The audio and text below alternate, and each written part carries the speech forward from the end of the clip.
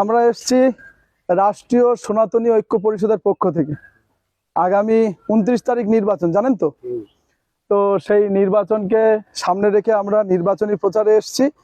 তা আমরা কোনো রাজনৈতিক দল থেকে আসিনি, আমরা এসেছি হিন্দু সংগঠন থেকে। তাই আমাদের কোনো প্রার্থী নেই আলাদা, সিপিএমও না, তৃণমূলও না, বিজেপি না, কোনো সিম্বল নেই। আমরা এসেছি হিন্দু সংগঠনের থেকে, যেখানে ভোট দিলে হিন্দুর হাত সুরক্ষিত থাকবে। তারপরে মুর্শিদাবাদে যে হরগোবিন্দ দাস, চন্দন দাস হিন্দু হওয়ার অপরাধে খুন হয়েছে, তার বিচার হবে। তারপর কামদুনির যে হিন্দু বোনটা উপরে অত্যাচার, পাশবিক অত্যাচার হয়েছিল, তারপর তাকে গলা টিপে মারা হয়েছিল, তারপর 2 ঠ্যাং ধরে ছিঁড়ে ফেলেছিল। আর যারা এই কাজটা করেছিল, দিদি তাদেরকে বলেছে যে আমার দুধেল বাহিনী, তারা দুধ দেয়, আমরা তাদের দুধ খেতে চাই না।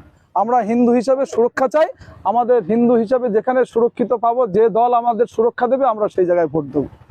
আজকে যদি সিপিএম বলে যে হিন্দু সুরক্ষা তোমরা দেবো, আমরা ওখানে দেবো। যদি তৃণমূল বলে তোমাদের সুরক্ষা আমরা দেবো, আমরা ওখানে দেবো।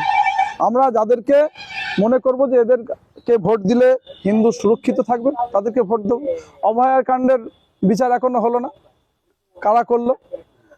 নিয়মিত এসএসসি বোর্ডের পরীক্ষা হয় না পশ্চিমবঙ্গে, কিন্তু মাদ্রাসায় কারা পড়ে আপনি জানেন?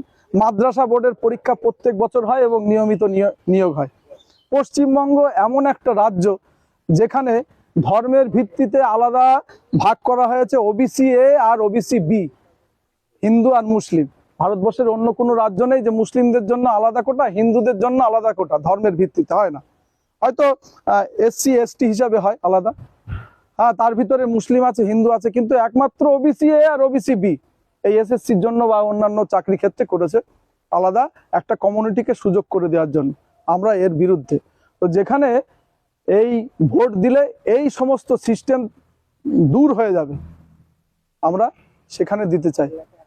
আর মালদা, মুর্শিদাবাদ, দিনাজপুর একটা বিস্তীর্ণ অঞ্চলে মা বোনেরা সন্ধ্যেবেলায় তুলসী তলায় প্রদীপ দিতে পারে না, শঙ্করধ্বনি দিতে পারে না, উলুধ্বনি দিতে পারে না। কি এখানে শঙ্করধ্বনি দেওয়া যাবে না, উলুধ্বনি দেওয়া যাবে না, অনেকের অসুবিধা।